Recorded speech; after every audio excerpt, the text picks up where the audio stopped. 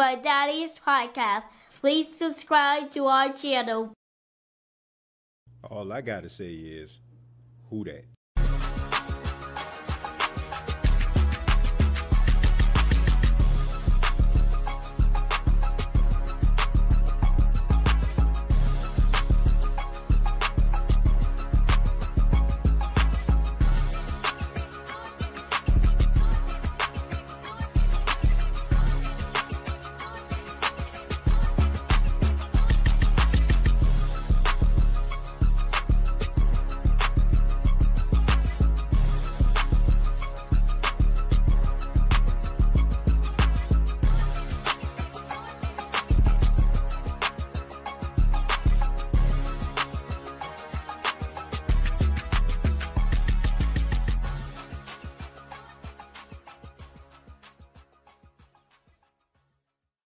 Hey, what's going on, Who Dat Nation? It is yours truly, TJ Jones, and yes, I am the host of the State of the Saints podcast, and thank you all so much for checking out the State of the Saints podcast, where we talk New Orleans Saints. And I'm sitting outside on my patio on this Thursday afternoon.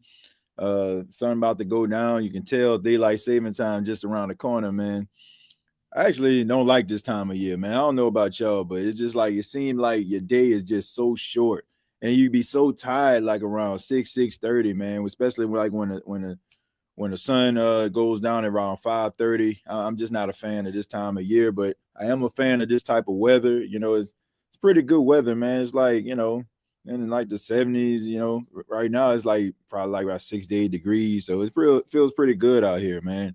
But thank y'all so much for checking out the State of the Saints podcast. I know it's been a few days since I actually did a live stream, and I apologize for that. Been extremely busy, man, getting ready for Paxton's championship game coming up this weekend. And those that know, I'm part of an adult flag football league, so we have to practice there. So just been extremely busy, man, but I have been putting out content, and that's why I'm encouraging everybody to check out the 1 minute episodes, 2 minute episodes that I do here, just Saint shorts that I put out. So I really do appreciate the love and support people showing for those videos. I do want to mention the fine folks at MyBookie. MyBookie is the official sponsor of the State of the Saints podcast throughout 2025, and you can catch a really good deal, the $500 buy-in option that they have that is available. And you can also bet on some of your favorite teams. You make sure that you download the MyBookie app, use that promo code Saints, take a part in that buy-in option up to $500. If you lose $500 by betting, you can get that money back by selecting a buy-in option. So make sure that you do that. Use the promo code once again, Saints. All right, use that promo code Saints. But let's go ahead and get into it. Talk a little bit about Saints general manager Mickey Loomis. I'm pretty sure a lot of you already heard that Mickey Loomis had his little presser, his interview on WWL. And although we all know that ain't nothing but a fluff piece, and they're not going to ask him any tough questions or anything like that. It's pretty much going to be some soft ball type stuff. But Mickey Loomis went on WWL, and I have to say, he sounds like somebody that is not delusional this time around. I mean, somebody that has come to grips with what the football team actually is. And, I was actually impressed by what I saw. The fact that Mickey Loomis was able to call a spade a spade. It usually would be a case where, no matter what's going on, it just seems like he just doesn't understand what the fan base is feeling. He doesn't understand what's really going on the outside.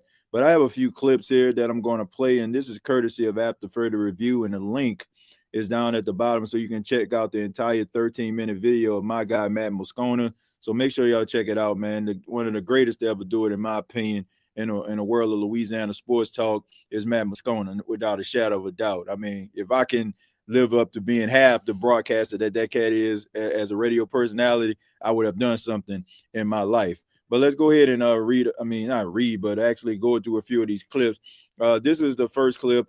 Mickey Loomis just kind of just talking about the team being 1-6. Well, it's hard to get by the record, right? Particularly if you're a fan, you have a lot of passion about your club, then being 1-6 isn't very much fun. It's not very much fun for us either. And I would say we didn't expect to be 1-6, but we also recognize that in a lot of ways this was going to be a development year, playing a lot of young players. We got a new coaching staff, trying to identify and develop a quarterback. So there's been a lot of good things, but again, it's hard to look past the results, like I said, especially if you're a fan of the New Orleans Saints. So right now he's saying it's hard to look past the results, but a couple of years ago he was telling us to look beyond the results. So I don't know what to believe anymore when it comes to Mickey Loomis, but I'm just glad that he's not living in this world of delusion. I feel like now he understands that the team needs to do some things in order for them to get better. I'm still not a fan of him. I must say, I still don't feel like he's the guy that's going to spearhead this whole rebuild and have the Saints playing some relevant football. I still stand on my stance when it comes to Mickey Loomis. I just think that the New Orleans Saints are going to have a head coach that is going to be able to rise above Mickey Loomis' bad decision making. Mickey Loomis is the reason why the New Orleans Saints are in this position right now. But I got a few clips. I don't want to keep on going in. I want to make sure I get through all these clips. Here's another one. I love the deep thinking, the intelligence of the group. I love the way that they're approaching each week. Look, we're trying to get better incrementally and not take steps back. So he's talking about the coaching staff. He says he likes the way they think. And, I don't have an issue with the coaching staff that the New Orleans Saints selected with Kellen Moore. I think that Kellen Moore is the right guy for the job. I just think that Kellen Moore is out here trying to cook a good meal with great value ingredients right now. And, you got to make sure that you have the right pieces in place in order for your team to be successful. I just think that the Saints don't have enough horses in the barn right now to get it done. But Mickey Loomis, this is the final clip, and then I'll read some of your comments, and we'll just kind of expound on what we just heard. But this one is kind of just talking about the whole rebuilding process and what to expect. Learning experience, and I think they just have to go through it. And there's growing pains, and you're hoping that you can be good enough in the run game, you can be good enough defensively and in the special teams to win a lot of games while you're developing the quarterback and you're waiting on his development. And so that hasn't really happened. That's the reason for the record. I think Spencer's made a lot of progress. He's done a lot of really good things. And the hardest thing to do in sports is be patient, while your guys are developing, but that's what we have to do. We don't have a choice. Well, you did have a choice, Mickey. You had a choice back in 2020 at the end of that season when Drew Brees retired. And you honestly had a decision even before then when you had an opportunity to draft Jordan Love, but instead you rolled with Cesar Ruiz, who has been an absolute disaster at right guard. Look, you had choices to prevent this from happening, but you didn't do it. You didn't do it. And rather you just had this false belief in your team, or you didn't really realize how far you were. You are where you are right now because of the bad decision making. Now, the only thing that Mickey Loomis has going for him is the fact that he's the executive vice president of this football team. And he's not like your typical general manager that has to do a good job. And if he doesn't, then he's fired. Because we all know if that was the case, Mickey Loomis should have been fired years ago. It's pretty clear that he's been living off the reputation of Sean Payton and Drew Brees. And right now you don't have either one of those guys, and it's showing. So you got to hope that this whole Kellen Moore experience works out. You got to make sure that, that it is going to work out, because if not, Mickey Loomis is going to just lose more and more favor with the Who Dat Nation. I mean, I'm pretty sure people hear the outcries, and I don't just think that is just about what you hear on social media. Sometimes social media can create this world that we live in, and we think that that's the only world that matters, but it's not. You get off social media, you'll probably have a difference of opinion, but it doesn't matter where I go, rather I'm on social media or I'm in the street talking Saints football with some of the members of the Who Dat Nation. Everybody starts with the Saints need to get themselves a new general manager. They always start with it. So that's where it all comes down to. I don't know what Mickey Loomis is going to be able to do. What I do know is I like some of the young players that they have on this team. I think we all know that this is a rebuilding process. I don't think people are really just going in on the team and just, being extremely upset like this team was a playoff team or something like that. But my biggest anger and frustration comes from the fact that I don't feel like they're organized in some areas. And I think that comes down to coaching. When you can get guys organized and try to be there in the end, and let's just say you just don't win, then it is what it is. But when you're looking disorganized, when you're looking like you're outcoached, like it's just not a good look. And for the last couple of weeks, it just feel like the New Orleans Saints just shot themselves in the foot, and they were undisciplined and they weren't prepared in some cases. So there's that, man. But at the end of the day, I don't think the Saints are going to go anywhere as long as Mickey Loomis is the general manager. I think that people are just playing themselves. I just don't like the way the Saints operate in some cases. I don't like how they just hold on to players for so long. I don't understand like how people just feel like, you have to give a player a contract just because a player's been on your team and been a great humanitarian throughout the years. And, you hug them in a hallway, hug them on the field. Like, man, you got so many great players out here. I said this on the Saints short that I did today on Bleacher Report. They got so many great players that have been synonymous with franchises, no longer with those franchises. They moved on from them. I use quarterbacks like Peyton Manning and Tom Brady and Joe Montana as examples. It doesn't get any better than those three individuals and what they meant to their organization. Joe Montana was the quarterback of the 80s, but they moved on from him when they realized that Steve Young can lead them to the next level, or take them to the next level, rather. You had Peyton Manning. Like Peyton Manning, neck was, pretty much shot at the time. He felt like he can still play. The Indianapolis coach, Jim Irsay, may he rest in peace, made a tough decision and said that we're going to draft Andrew Luck. And, they moved on from Peyton Manning. Peyton Manning went on, won a Super Bowl with the Denver Broncos. The Patriots did the same thing with Tom Brady. Tom Brady left, won a Super Bowl with Tampa Bay, right? But they moved on, and now they got Drake May and look like he's the real deal. All I'm saying is it is a very tough decision. We don't want to see some of our mainstays go because we value them, right? We love cheering for them. But if they give you value, right, if you can trade that guy and you can get some value to help your team go to that next level, get that cornerstone player to help your team be relevant for years to come, you got to be able to do it. And the organizations that make those type of tough decisions are the ones that always are standing there at the very end. Those that blink are the ones that's always on outside looking in. And the Saints right now, they're blinking way too much for my liking. So Mickey Loomis brought this situation on himself. No doubt about it. He brought it on himself. So all this stuff about we have to be patient. Look, like you forced the Who Dat Nation to be patient. You forced Saints fans to be patient because you didn't want to pull the trigger when it was necessary. And it's absolutely pathetic at the end of the day. Like watching Saints football is just downright pathetic right now, man, because this could have been completely avoided. And I think we all understand that. Like, this isn't one of those things where you didn't realize that Drew Brees was in his 40s, right?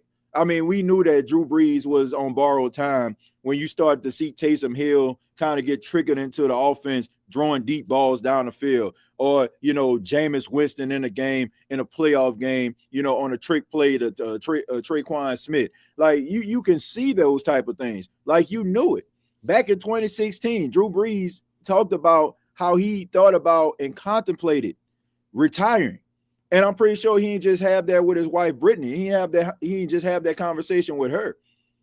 I'm pretty sure he had that conversation with the Saints organization because I'm pretty sure they talk to him and see how he feels every single year. And if Drew was feeling like that, I'm pretty sure he is going to be transparent. So that was the first time you could have had an opportunity to go ahead and try to figure out what you're going to do with life after Drew Brees, even if that meant a quarterback being drafted, sitting behind Drew Brees until he retires, just like Jordan Love did with Aaron Rodgers. And when Aaron Rodgers, stepped aside, left, right, went to the Jets, then Jordan Love came up and he looking pretty formidable as a quarterback for the Green Bay Packers. You have to make sure that you're doing your due diligence. You cannot make decisions just based on emotion. Now, you can make emotional decisions sometimes, right? I mean, it can be beneficial, but it shouldn't be the first It shouldn't be the first thought in your mind, like, how do I feel about letting this guy go? Oh, he gave me so many great years. It's a business. And right now, the New Orleans Saints aren't running their organization like it's a business. They're running it like it's a mom and pop shop. And mom and pop shops, as y'all can see over the years, they don't always last until they try to make some type of transition or do something different to make themselves competitive. I love that TJ is always honest. Black, I appreciate that, man. Thank you. Monster says you're telling the truth, TJ. Ronald says they sure have drafted. They should have drafted Shedeur. I believe that's what you're trying to say. Look, man, I don't know. I don't know if they should have drafted Shedeur or not. I don't know what Tyler Shuck has to offer, but all I know is this is a day late and a dollar short. Like, these decisions that the New Orleans Saints are making, like, they should have been making these decisions 4 or 5 years ago. Everybody in this thing know it. And I think that's the most frustrating thing too. Not the product itself, because we kind of knew where we were going into 2025, but the fact that we're here and the fact that it could have been avoided if people just would have made some tough decisions to try to rearrange this organization. But right now, like, throwing hope out there and gaslighting fans, like that ain't the move. TJ, how big of a joke are the Saints, bro? Gail is losing the fans. Can't she see this? Look, I think that she can see it, but at the point, it's like, what can you do about it? What can you do about it? I mean, with all due respect, Gail Benson don't know nothing about no football. Like, she don't. Like, Gail Benson doesn't know anything about football. Gail Benson, like I said, with all due respect, would not be around football at all if she didn't marry the late Tom Benson. That's what puts her in this whole arena. Like, I don't like if you talk about breaking down offensive, defensive concepts, or trying to what coach can bring this scheme to the table or to benefit the team. She knows nothing about that. Like, she relies on her advisors. But the problem is you only have one guy at the top, and that's Mickey Loomis. That's a football guy. Dennis Lauscher is a business guy, right? He's the guy that kind of just makes sure that the Superdome has a contract with the state and make sure, you got a nice little concrete slab, make sure nobody slip when they're going into the Superdome. That's his wheelhouse. Well, when you have Mickey Loomis, who is the ultimate football guy, and nobody else that can really challenge him because he's the guy that really truly knows the ins and outs of football, what can you do? What really can you do? Which is absolutely nothing, and hope that Mickey Loomis can get it right. I mean, that's what it all comes down to. Like, I mean, I'm pretty sure she sees that, but what can she do about it? What can she do about it? What can you do if a person like is drowned, you put them about at a beach, and you know what I'm saying, like, somebody's like, perform CPR. Like, I don't know CPR. Like, how can I save this person's life? Like, she doesn't know what she doesn't know. So how can she stop it if she don't know what she's doing? I mean, no disrespect, like, but I just know, like, she would not be around football if she wasn't married to Tom Benson. If that didn't happen. You truly on Breeze's Charger move on. Let's see. We better show some fight against the Bucks. Got Baker out here talking like Machiavelli to Don. Well, look, I think that, I think his comments, they should fuel a team, but at the same time, I'm like, man, the Tampa Bay Buccaneers they're a better team than the Saints. Like, the Saints are going to have to, like, buckle down and play disciplined football to beat this team. It's just that plain and simple. Like, they lost 24-9 against the Detroit Lions, but the Detroit Lions are the best team in the NFC, if you ask me.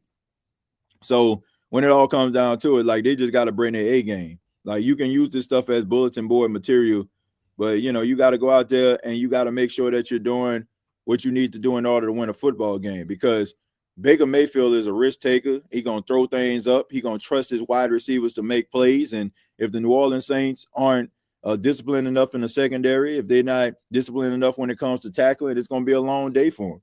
Last time they came to the Superdome, we know that the Tampa Bay Buccaneers dropped 51 points on them. And, the way that they talking right now, they're going to want to do that again. So the New Orleans Saints better get their mind right, or they're going to be out here looking extremely bad and extremely off on Sunday. But hopefully they'll be prepared.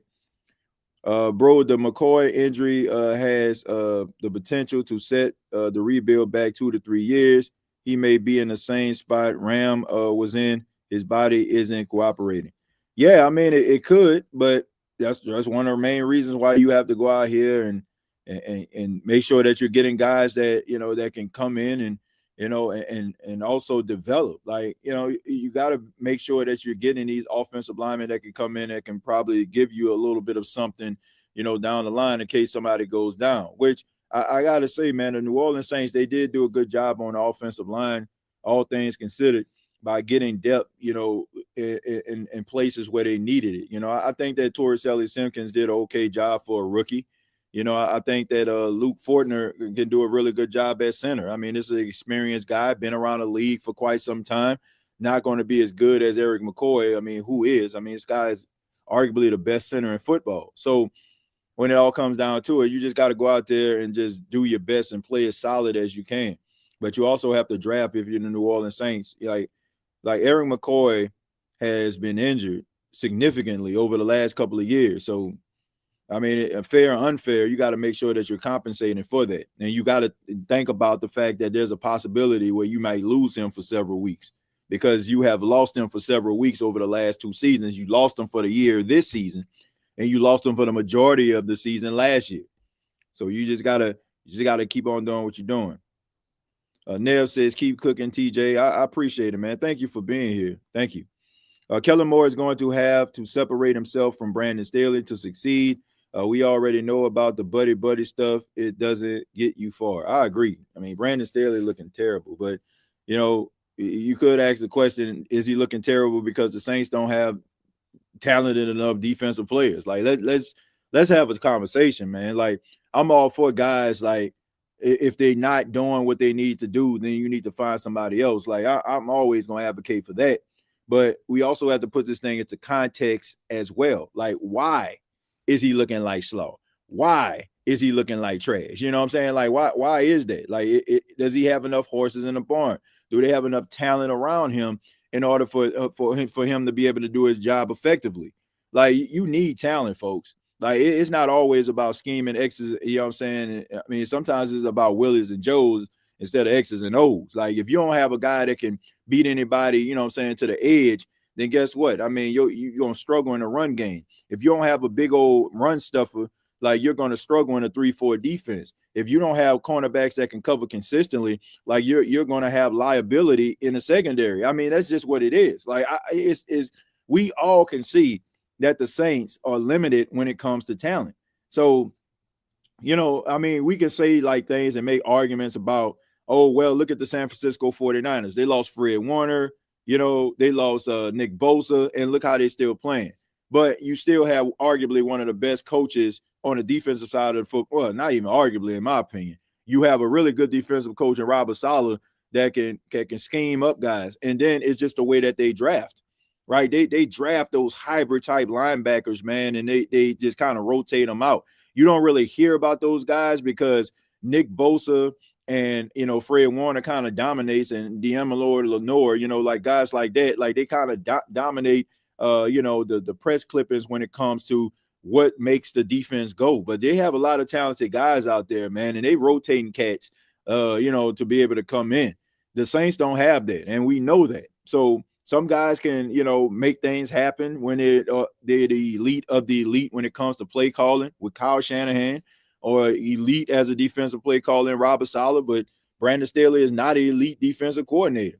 So you're going to need some pieces around you. It's kind of it's the same thing with Brandon Staley, what's going on with Kellen Moore. Like, Kellen Moore needs talent around him. Like, if the Saints can get some talent, like real true talent, some dogs, offensive line intact, wide receivers intact, like, he can scheme that thing up, and the Saints will put up a lot of points. The Saints just don't have a lot of talent to put up a lot of points, and defensively they don't have the right guys to be able to be that formidable shutdown defense that everybody wants them to be. So, I mean, I'm not trying to make excuses for Brandon Staley, but it's just the reality, man. Like, they're not good enough on the offensive side or the defensive side for us to just be sitting up here talking about a person can't do X, Y, Z. Mickey putting it on Gail, ain't no way he got 2 titles. Well, his 2 titles actually come from Tom Benson. When Tom Benson passed away in 2018, in his will, he left Mickey Loomis as the executive vice president of the football team and third in command of the decision making. So that was Tom Benson. That wasn't a Gail Benson thing. That was a Tom Benson thing. What's up, TJ? I think the front office template of the 49ers is a good example to emulate. We need someone who plays the game and knows the ebbs and flows of an NFL front office too. I mean, big bro, you not only the 49ers, but the Ravens, Vikings, like teams like that, man, they just do a really good job in the front office. And y'all may not want to hear this either. Tampa Bay over the last couple of years has done a really good job with their front office, understanding what they need. Also, just basically finding depth pieces because, they understand that their core players like Levante David and, Mike Evans, those guys are getting up there in age. So you got to be able to compensate for that, man.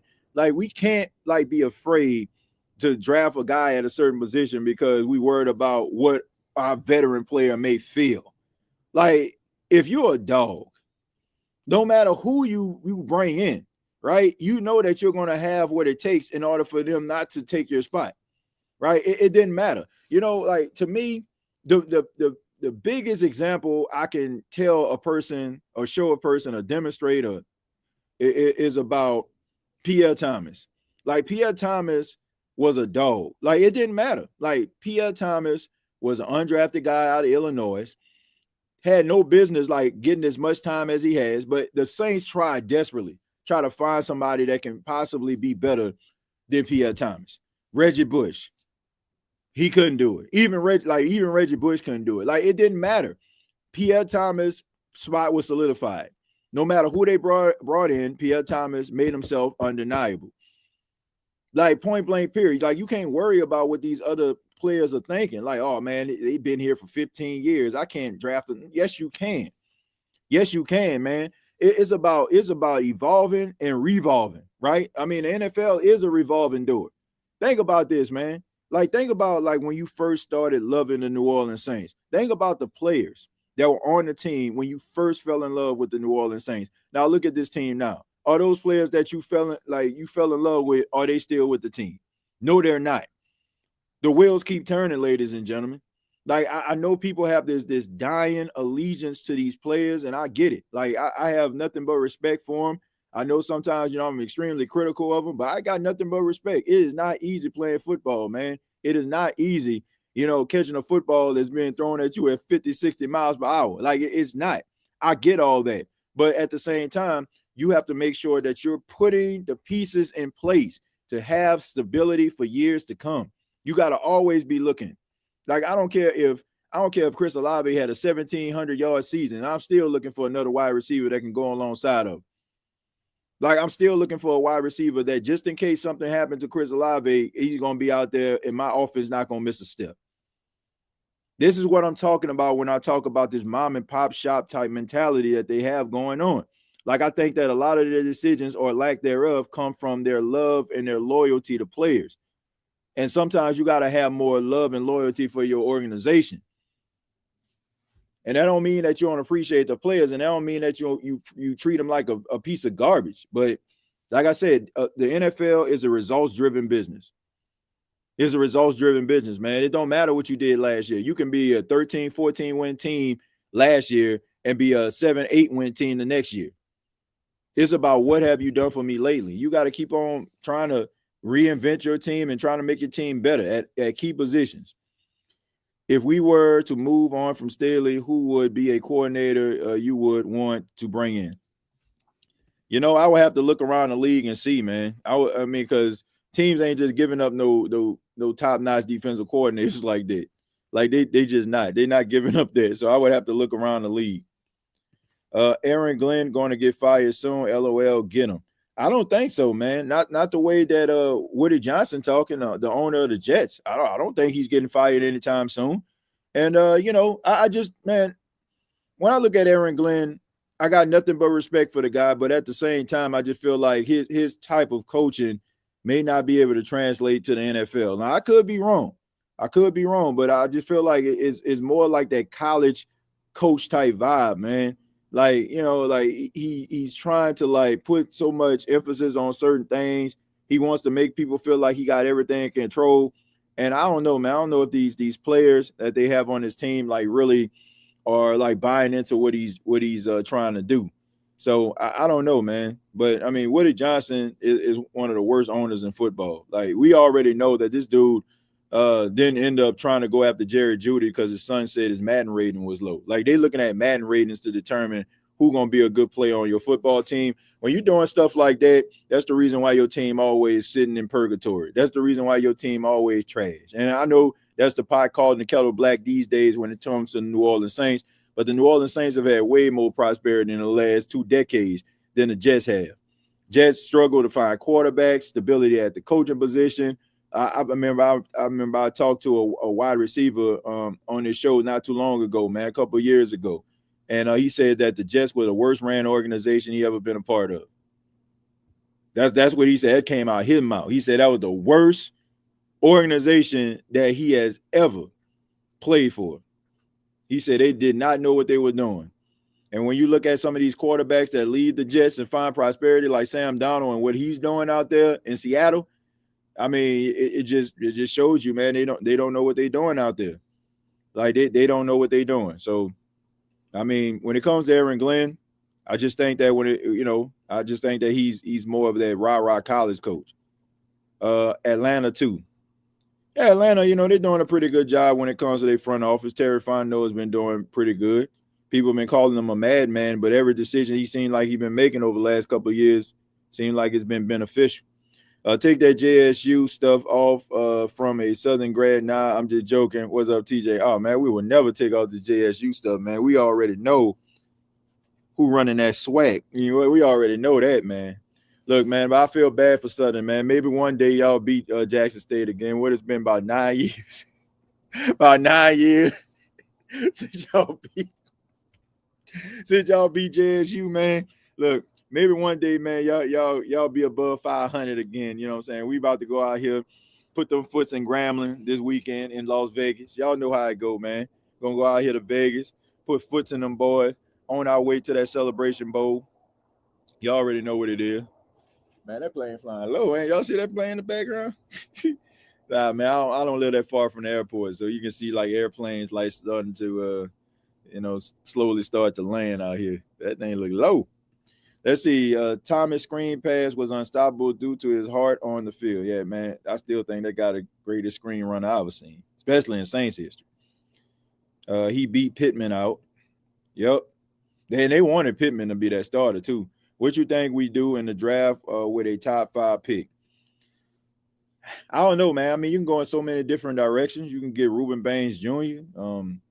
Me personally, man, look, I like Fernando Mendoza, the quarterback out of Indiana. I know some people don't want to keep on going down this road yet again, but look, if you feel like this is just a rebuild and a stop to prosperity, then you may not be in the same position again. You got to make sure that you're drafting that guy that's going to be that cornerstone player. And if you don't have that in your quarterback room, then guess what? Like, no disrespect to Spencer Rattler, no disrespect to Tyler Shuck, but if you feel like this guy can be your franchise quarterback and he can lead you to the promised land and have you playing like something and adding some stability to the position, then guess what, man? You draft that dude.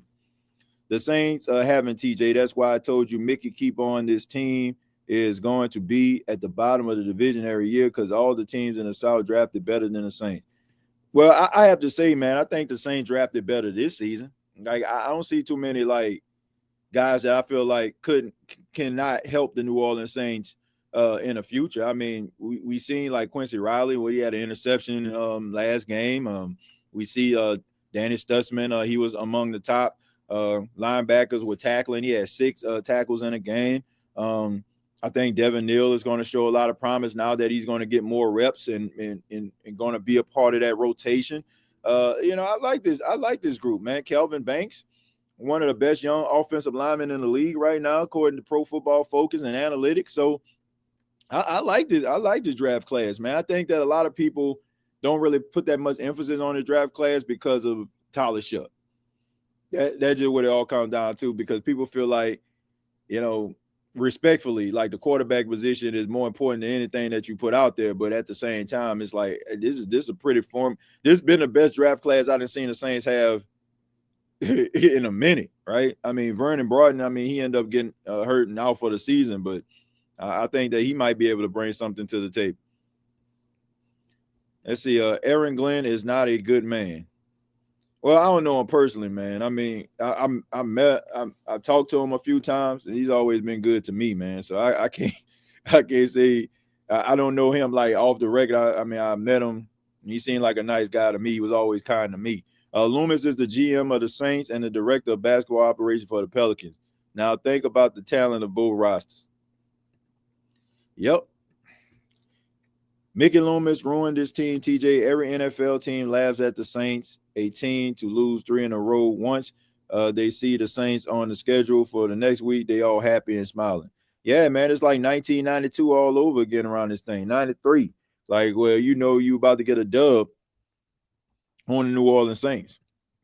Didn't know that owner looked at Madden rating for real life. Nah, his son did. Like he kind of had a conversation with, man, I want to say his son like 16 or 17 years old. And they were thinking about getting Jerry Jeudy, and his son was like, no. It's like, you see his rating on Madden, and they decided not to pull the trigger, which is asinine. Let's see. You calling the game tonight, TJ? I'll see, man. I'll see if I actually have some time. I got something I have to work on with Paxton a little bit later on. So I have to see how long that's going to take. It's a little project that you have going on. Like how Devin Neal pass block as well while we're 1-6. That shows a lot. He's a smart football player, man. He's a smart football player. I just hope that he just lives up to that potential. I think he's going to be a fan favorite. I think he can be like that next big time running back for the Saints. Why is it that every team in the NFL, their pass rushers get immense pressure, but it's as if we never get pressure? Bruh, it's also like running a football too. Like you see these teams that be struggling to run a football, they still like have a player that can get 25, 30 yards on the run. It's like the New Orleans Saints struggle to get anything, struggle to get passing yards, struggle to get rushing yards, struggle to block, like just whole team that look like struggle, man. And like I said, I watch a lot of football. I don't just like sit up here and just watch Saints football and be like, oh man, because I always tell people like you got to look around the National Football League. You got to pay attention to the other teams that are around you, because sometimes like you can get tunnel vision and locked into this Saints world where you just feel like it's only happening to you. You got to go out here and see, man. And I'm telling you, like I look around the league and I'm telling you right now, I see teams that look like straight hot garbage week to week and still can run the football, still get a big time run in a game. I don't see that for the Saints at all. Like it's like a big time game for the Saints is 8 yards, and that's just sad. That's just sad, man. I'll never forget when Whitner knocked out Pierre Thomas, and that was the biggest reason I thought we lost. Yeah, Pierre Thomas. Yeah, we knocked him out in that game. I got a nickname for you, TJ. TJ Halves, because you always come in and call games when the game half over already. Well, look, that's when the time is most exciting. You know, that's when it's most exciting. It was the second half, you know. So that's when the team started to buckle down and, start to like really try to, zero in on it. Let's see, TJ, what's up with Kamara this year? Is it due to running that same draw play or running to the same side of the field? I don't know, man. It just ain't working out for me when it comes to Alvin Kamara. Alvin Kamara look slow and washed, and I know that ain't the case. Right now you're looking like the tiptoe burglar. Yeah, I was calling him tiptoe burglar because he tipping through the holes and stealing money right now, and I know that ain't the case. Will O-line hold up without McCoy? I think that's going to be a huge difference, bro.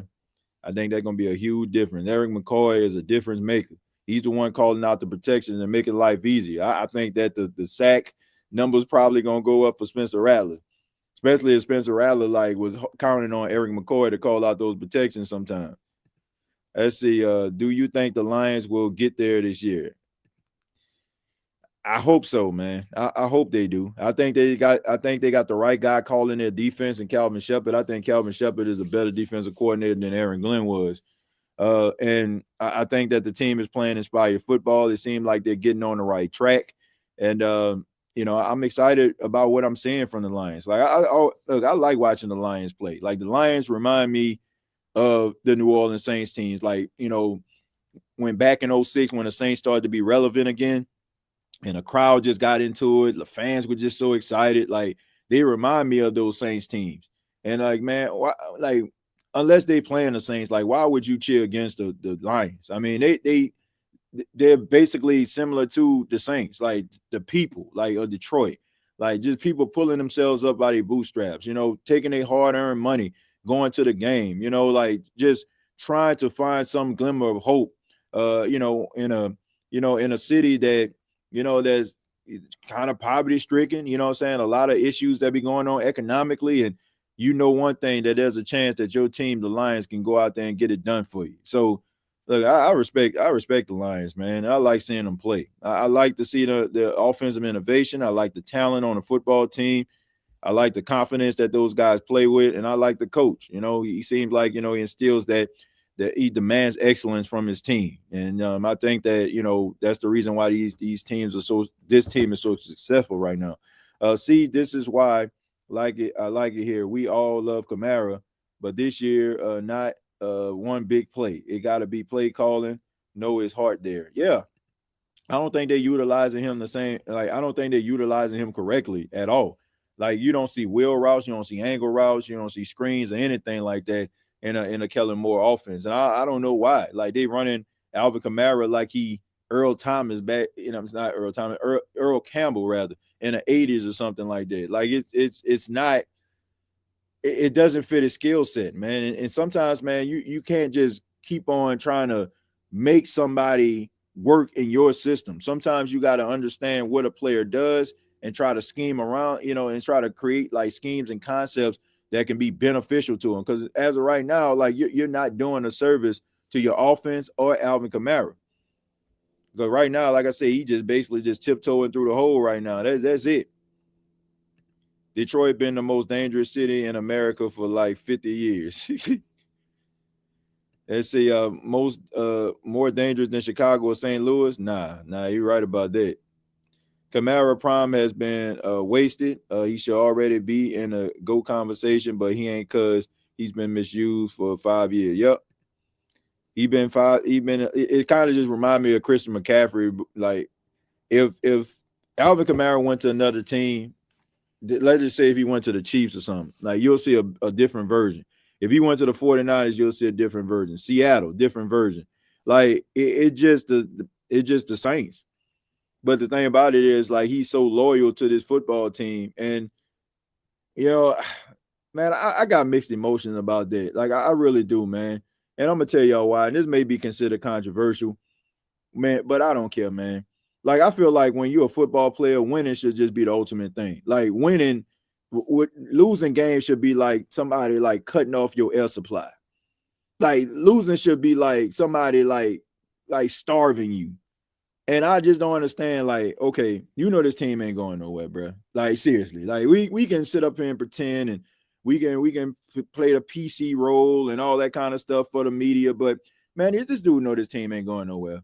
And the fact that you want to sit up here and kind of deal with that, I have to wonder why. Like, is it because you're just that loyal to a football team, or is it the fact that you know that you're going to be Alvin Kamara and nobody really going to ask you for anything? You know what I'm saying? Like, they're not going to demand much for you because of who you are and what you did in the organization. So I got mixed emotions about that, because I'm just wondering, like, okay, you're not going anywhere, as a player on the New Orleans Saints. So why wouldn't you want to go to another team if they was to say, okay, man, we want to send you to, I don't know, we want to send you to the Packers, to be a compliment to Josh Jacobs or something like that. Like, that there's a chance, like, by adding you might be able to go to the Super Bowl or something. But instead, you want to sit here and chill and, sit in the locker room and lose every game, tiptoe through the hole. Like, I don't know, man. So I got mixed emotions about that. Like, I just feel like, if, I don't know. I got mixed emotion about that. It don't seem like that's the most important thing to him.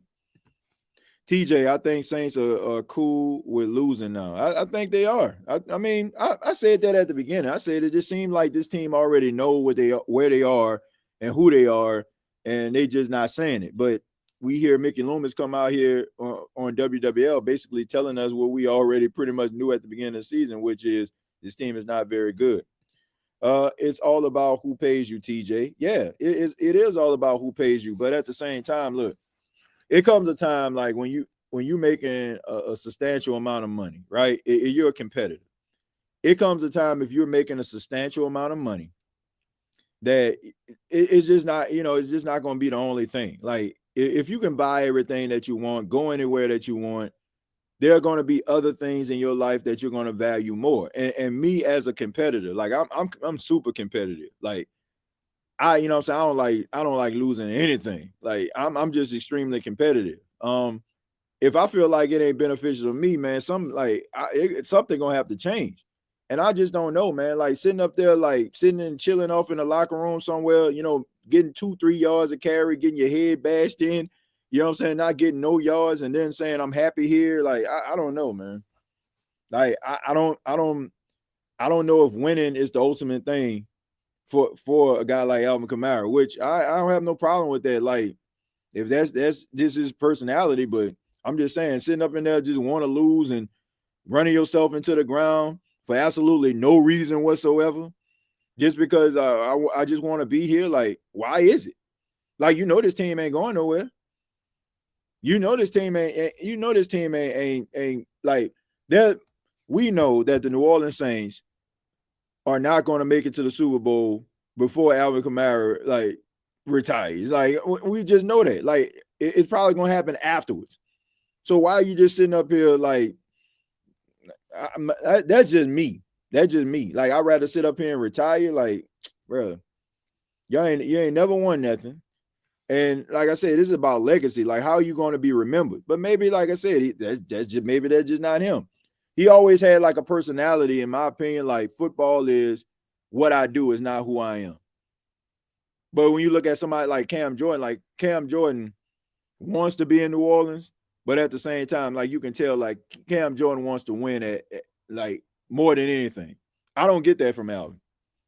Like I don't. I don't get it from him.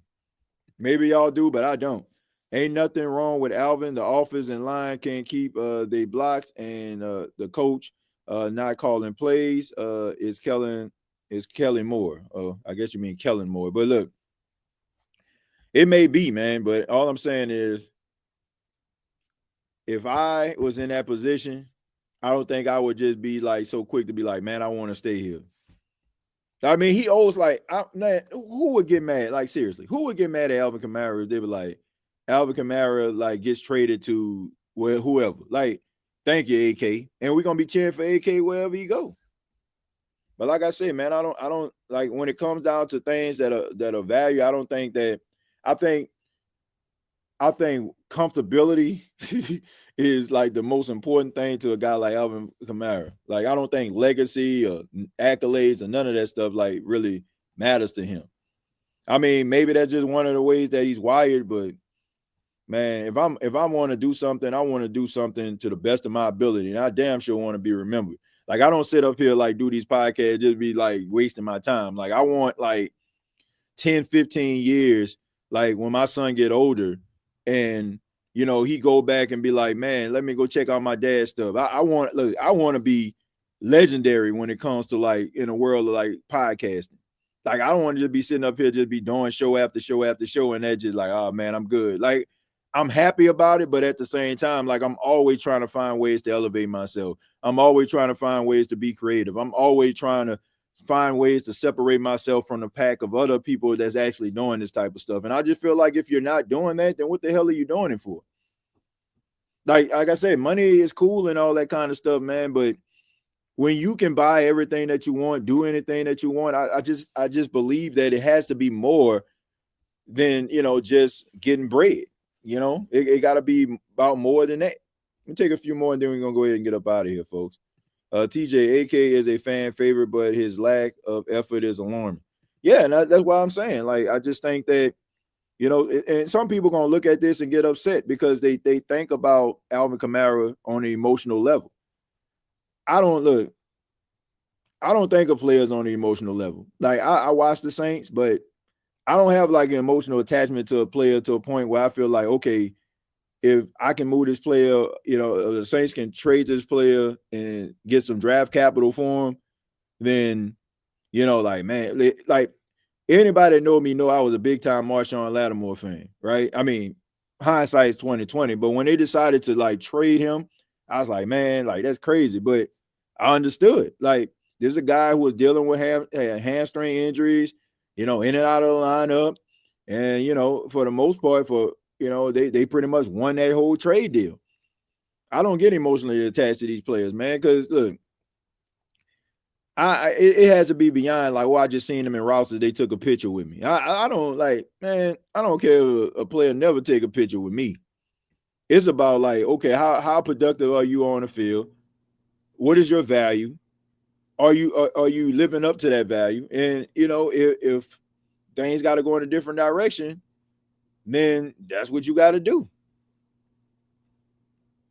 AK got NASCAR stuff to do in January. LOL. He loves that his season done in December. I heard Drew Brees was trying to become part owner of the team. Is that true? I don't know if that's true or not. I haven't heard anything about that. We'll always have the game where AK scored 6 touchdowns against many. Yeah. I think that was on Christmas Day, if I'm not mistaken. I think AK is is more concerned with life after football, and I don't know that I can be mad at that. I'm not mad at it at all. You know, like I said, you look, the things that are important that of value, you know, like family and you know, making sure that you are setting yourself up for, you know, to be able to have a life outside of football. Yes, that is important. But to me, as a football player, as a competitor, I don't feel like there should be anything more important to me than winning football games and leaving a lasting legacy behind. That is what I feel like that should be valued. But you know, like sitting up there, old man, counting my bread, like, well, that's good, right? Because you know, you want to count your bread, but you also have to think about it. You got that bread because of the effort and the energy you put into being a very, very best at your craft. Would y'all rather have Lattimore right now or Kool-Aid? I would rather have Lattimore. I would. I would rather have Lattimore right now. I don't think. Looking at Lattimore, that scheme that they run, like it's not beneficial to him. Like if Marshawn, I'm pretty sure it's probably gonna happen. But if Marshawn Lattimore ends up like getting released by the Commanders, and let's just say he go align himself with Dennis Allen in Chicago again, you're gonna see a better version of Marshawn Lattimore. It's the scheme that they playing. Like it's the scheme that they running out there. And then on top of that, man, like look, dealing with them hamstring injuries, dealing with some of these injuries that he has had in his career, you know, those things catch up with you, man. Lattimore is straight burnt biscuit because sweet mother Jesus. Yeah, it's that scheme, man. It's the scheme that they're running out there. And it's also the fact that, I mean, he had his fair share of injuries. He was guarding team's number one wide receiver, Lattimore. He's getting up there in age, and his skills is eroding. Smart trade, I guess. Yeah, I mean, it is. Like, man, them hamstring injuries, man. Look, them hammies, them growing injuries, man, they catch up with you. They catch up with you. Lad Hart isn't in it just like Kamara. I just, man, it's a completely different beast, man. When you go into those bigger markets, man, it's a bigger beast. It's a bigger beast, man.